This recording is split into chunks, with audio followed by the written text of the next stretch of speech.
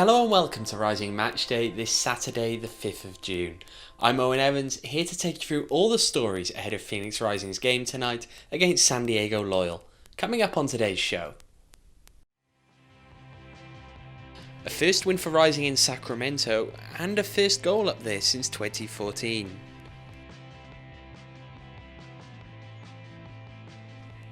Another fresh face in the squad, we get some insight into Rising's new signing, David Egbo. And looking to tonight, it's the second time Rising will face San Diego this season, but what's changed since their last meeting? Well, first, let's take a look back to last weekend and their game in California. Trip to Northern California for Rising in this one, a repeat of last year's conference quarter-finals, that one ending in controversial fashion, Solomon Asante's extra time handball giving Rising the win.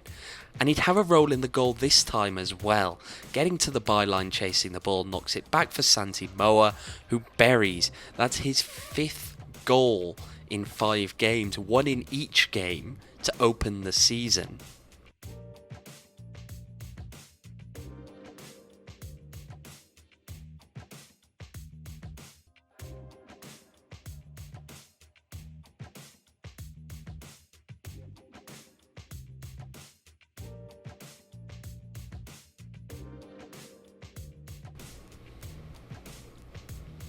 Sacramento had the occasional chance but never really threatened Ben Lund. In fact, they didn't put a single shot on goal.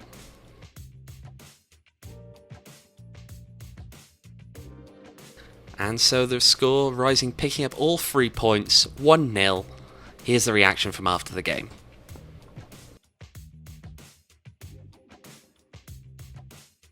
The win is fantastic, but more importantly, we showed that we can go on the road and we can fight games out, and we were tough.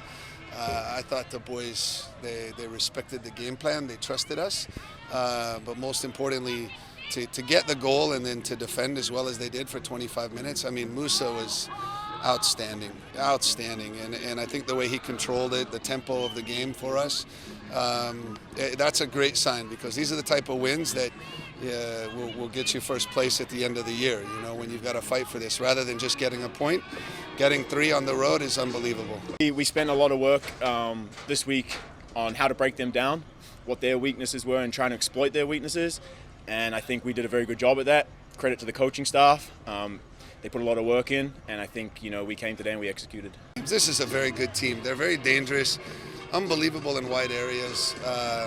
They give you a lot of problems with the way that they play, and we tried to expand them a little bit to see if we could play through them, and I think that's how the goal came. And there were some really, really good moments from our guys. I was pleased with the football. So Rising picking up the win on the road. That's their first road win of the season against the team that they played in the playoffs last year. Held them to 0 shots on target, much like they did in that playoff game. Overall, Sacramento, they may have had a few chances, but they didn't quite look like scoring. So that wasn't just the first win for Rising in Sacramento, it was actually their first goal there since 2014. The club back then, of course known as Arizona United, London Woodbury getting the goal in front of 20,000 fans in Republic's last game at Hughes Stadium, that one finishing 1-1. Well, one thing we did see this time up in Sacramento was a return to the usual centre-back pairing of James Musa and Tobi Adewole. We also saw Ben Lunt come in goal. But what's it like dealing with those changes, be it the goalkeeper behind you or your centre-back partner? Here's what both central defenders had to say. I mean, that's the brilliant thing. I mean, you see it with teams like Man City. They have 30 players that can all play, and it's a blessing and a curse at the same time. But team players can get frustrated and things like that. But as long as you're ready when you're needed. There was different players that they had today. They had a lot of pace up front, so I think it was the right decision to play Tobi up against the pace and the physicality. It was whenever anybody's needed, they're ready to come in, and so I'm just happy to be playing. So yeah. You don't feel it because all the goalies are on the same page. You know what I mean? So whether depending on whatever goalie's in, we kind of have the same idea and the same kind of goal, which is keep a clean sheet and, come out with a dub. So the culture is very much the same throughout the camp. So, the change doesn't really affect us as, it may affect, others or whatever. The one constant in there, James Musa. Musa playing more as a central defender this year. Of course, when he was previously with the club, playing more as a midfielder. So how well has he adapted to that change? Here's the word from Rick and Tobi. I mean, I think right now he's the best left center back in the league. I am so pleasantly surprised with his performances, his anticipation on intercepting passes. I want to say I think we had over 20 interceptions against Sacramento, and I credit a lot of that to the team understanding what Sacramento was trying to do, but also Musa and Tobi stepping in front of passing lanes and just stealing the ball. So I'm not going to mess with that that pairing right now. But it is something we've talked about. James offers a lot, in the back line and also the team. He's composed. He's a great defender. So, I mean, he's a good addition back there, and, any team will be lucky to have him. Thankfully, he's with the squad. So he's a great addition back there, and it's a joy and honor to play, aside him. Those questions about James Musa potentially being reintroduced into the midfield coming about because Kevin Lambert is currently away on international duty with the Jamaican national team. They're set to play Serbia on Monday, the Japanese under-23s a week from today. A prior game against the full Japanese national team cancelled due to travel complications from Jamaica's European-based players. But what does Rising do now, and how do they fill that hole that Lambert leaves? Here's what Rick Schantz had to say earlier this week. Well, this is one of the big reasons we signed Aidan Quinn. Is he's so versatile, and he gives us the same type of coverage that Kev does. What I'm really excited about is it's really an opportunity for a guy like Jeremy Kelly or Joey Calistri or Arturo Rodriguez to step in and show what they can do over the next couple of weeks. Well, as holes appear in the midfield, Rising adding another striker, David Egbo joining on loan from Vancouver Whitecaps. But what should we expect to see from the new boy? Here's what he and Tobi Adewole had to say. Well, funny enough, I've known David for some time, even before he came here. He adds that physical presence. He's very technical. And, he's powerful. He's a good hold-up striker, and he has the ability to run behind. So, a lot of promise coming out from the young lad. Yeah, it's awesome. That was one of the main things that drew me here, too.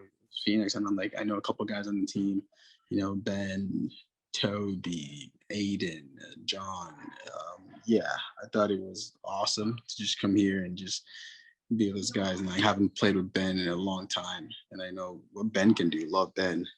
And me and Toby go way back, so it was a very easy decision for me to make. Just come here and know a couple guys that I know, and they're gonna make the transition for me a lot easier, And so it was good just to know that if they have those kind of guys, then they obviously have a solid group, solid core group.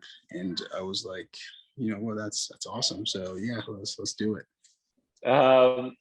I think if he keeps working and puts his head down, his opportunity will come. And when that comes, then, I expect him to make the most out of it. But Rufi's doing very well right now. So it won't be easy. It won't be easy. I came here knowing what was at stake. I wasn't going to be handed a starting job, and I didn't want to be handed one. I wanted to work for it. I wanted to show what I can do. That hunger of being a professional athlete. Like if everything is too easy, then it's too good to be true. When you work for it, it feels a lot better. So I just came here to work for what I can do, and I'm not really here to take Rufat's job or anyone's job. I'm just here to support the team the best way I can and to win games. I don't care wherever the coach puts me. Like I was telling, I don't up top, left wing, right wing, center mid. I don't care where I play as long as I'm on the field and we're winning. I could care less of what position I'm in. Well, now we've caught up with the latest Rising news, let's take a look across the Pacific Division. We'll start at Orange County. They were trailing 3-1 at half-time to LA Galaxy 2. No highlights from the first half due to technical difficulties with the broadcast. Preston Judd, Josh Drack, Jorge Hernandez scoring for Los Dos, Chris Weehan getting one back for Orange County. But it was a positive start to the second half for Orange County, and Eero Markkanen makes the most of a ball bouncing around the box there, tucking it away to bring Orange County down to just 1 goal in it. Later in the second half, not much later of course, Mikko Kuningas puts that ball in. He's looking for someone's head, but it doesn't touch anyone's head. Straight in, and the hosts are level. Still, never count out a side that were winning by 2 goals earlier in the game, and in this case, you see LA Galaxy, Jorge Hernandez gets past the defence, tucks it past the goalkeeper. They take the win here 4-3 late in the game. So it was battle of the bottom half of the table in San Diego. Loyal facing Lights, neither side prior to that game, having recorded a single point this season. In fact, neither side had held a lead, but that had to change soon. Las Vegas Light ultimately taking advantage early, throw into the byline not dealt with, and Alvaro Quezada taps it in.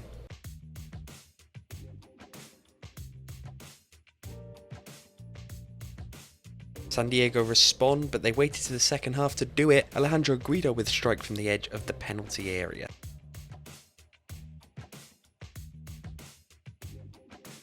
And coming towards the end of the game, it's bouncing around in the penalty area, honestly just pinball in the 6-yard box, until Corey Herzog eventually manages to put his boot behind it.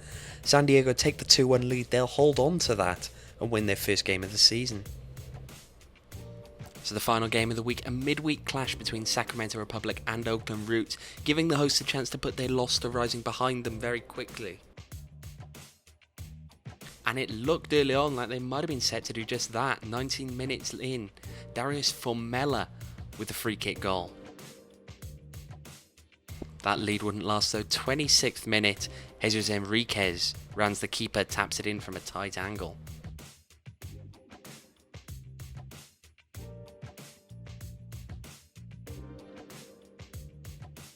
Things that get worse for the hosts, not clearing the corner well in front of that fire burning behind the goal there.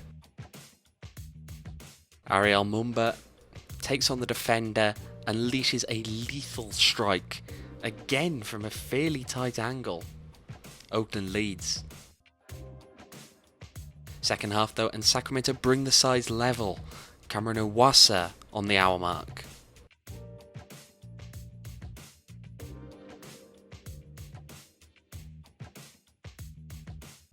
But Oakland still hungry for the points. Jeremy Bokila there heads it in from point blank range.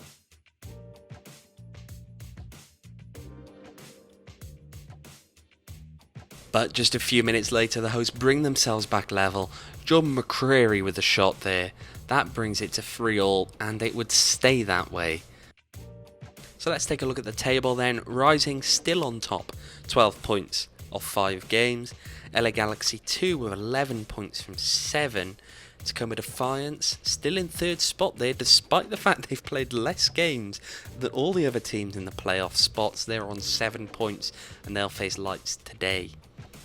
Sac Republic stay in 4th, Oakland Roots in 5th, Orange County and San Diego both on 3 points, and propping up the table, Las Vegas Lights still winless after 4. Now then, looking ahead to tonight's game against San Diego, what do the boys expect to face? Here's Tobi Adewole. They're usually a team that likes to keep possession. So we're expecting to see that. And a team that's definitely going to be hungrier than they were last time. Obviously, after the first game, they'll come with a little bit humbleness, if you will. And they'll be ready to put the work in. And we're just going to have to double that. So.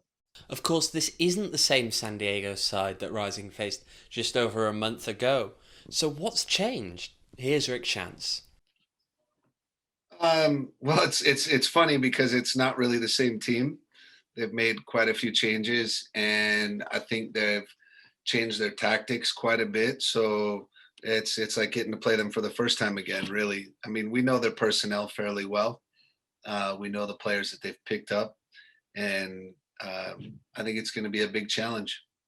Well, I think I want to say 3 games, they played with 4 at the back. So I think that's the biggest indicator. Listen, for me, when we watch film, um, I look for a couple of things. One, how many defenders are they playing with, 3 or 4? And then how many forwards are they playing with, 1 or 2? And then that gives us an indication of where there's areas where we're going to have a man advantage. A team that plays with 2 forwards and 2 central midfielders, your number 6 is extremely important, and getting him on the ball in between the 2 forwards is a big advantage. A team that plays with 1 forward but 3 in midfield, we have to use our center backs to exploit the spaces in between lines. So from a tactical perspective, the way that they're playing now is very fluid with their front 4, but the rest of the group is pretty simple, and I think they've really simplified a lot of what they were trying to do. And what we saw the last game, I think, leads us into the fact that I wouldn't be surprised if Miguel Berry starts and Ibarra's out on the left, Jack Blake's on the right, and Guido's probably going to be as a 10 second striker. So the back 4 right now, it looks like Mayer and Van Kazeel. Metcalf on the right, who I really rate as a good player. I think he's fantastic. And then Elijah Martin's very athletic on the left-hand side, but he's right-footed. So we've scouted them pretty well. So that's 4 Loyal players to keep an eye out for tonight. Miguel Berry, arguably the most familiar. He scored twice, recorded 2 assists last season for Loyal in 6 appearances, one of those assists coming against Rising. Miguel Ibarra hasn't been at his best in recent seasons in MLS, but he did score 7 and record 7 assists from the midfield back in 2018 in the top flight. Jack Mayer joins on loan. He's a 21-year-old central defender. And Callum Montgomery signing this week to round out the 4. He's also on loan, also a central defender, although with a little bit more of a ball-playing focus. He was part of the 2019 North Texas side that won League One. He actually lined up in that side alongside Rising's current midfielder, Arturo Rodriguez. But where did the money for those moves come from? After all, it was just a couple of weeks ago that Loyal head coach Landon Donovan was pleading poverty, saying that they didn't have the budget to bring in impact players. So what changed? Here's Rick Shantz's take. Well, so today was the last day for internet ITC requests for transfers. And I think a lot of MLS teams need to move players in order to open up space to get trades done or to get new players in the window in July. So I wouldn't be surprised if they didn't have to pay much for the loans. I know they signed Ibarra, but he's been with them, or no, he came on loan from Marcel, I think. So I don't know how much they really had to put into it financially, but I think they made good selections to areas that they needed. Like I said, Miguel Berry changes their team quite a bit. Another notable change since the last time these two sides met, Corey Herzog up top.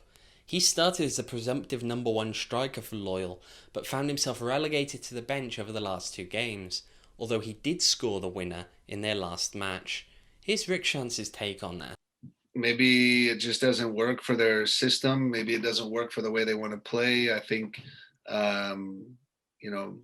Corey's got really good football brain. He understands how to find spaces. He understands how to get on the ball. But I think the way they were playing originally, it's almost like they had too many midfielders, and there was no real clear structure to the idea that how they wanted to accomplish their attack. So I'm not surprised. I think it's with Ibarra and Miguel Berry coming in and Guido getting fit, it's going to be a tough lineup to break into. San Diego did get the result last week, but that was their first of the season. In fact, they came in with 0 points, and they've struggled for form all year. So from Rising's perspective, coming up against a team that already feels like it's having to play catch-up, how much more difficult does that make the task tonight? Yeah, that's the biggest challenge. And I said, this is not the same. Going into that first week, we had been awful in preseason. San Diego had a lot to say on social media. All I had to do is sit back and kind of wind our guys up, and they were ready to go. And if you looked at the physical numbers from that first game against San Diego, we had one of the highest outputs ever here at Phoenix Rising from a sprint distance and high speed running and accelerations and decelerations. We were off the charts, and that was a sign that the guys were refusing to lose. And the only difference now is I think we have a veteran group, and they understand the severity. And now you've got a team coming in that's hasn't done as well as expected. Like I said, they've probably been humbled, and they're going to be super focused, and they'll probably come together. Usually when you're at a difficult moment, a good coach will bring a group together, and you've got to solidify. You've got to, cut out all the chinks in the armor, as we say. And when we always make the circle, and we say that if our circle's tight, no one can break it. And that's what my expectations are from their team and their staff. So I think this will be a very difficult game for us, but we have a little advantage of 10,000 people in the stadium supporting us. So I think I would much rather be playing this at home than on the road. And to round us out, it's the first time this season, and since moving to the new stadium, that Rising has had the opportunity to welcome a full capacity. But what kind of a difference do we expect that to make? Here's Tobi Adewole. I think it's going to be amazing because, even last time it felt like we were at 100 and we weren't. So just double that amount of fans, it's going to be amazing. The atmosphere is going to be crazy. Well, that's all we've got time for today ahead of the match tonight at Wild Horse Pass. It's a 7:30 p.m. kickoff. I'll see you down there. Enjoy the match. Goodbye.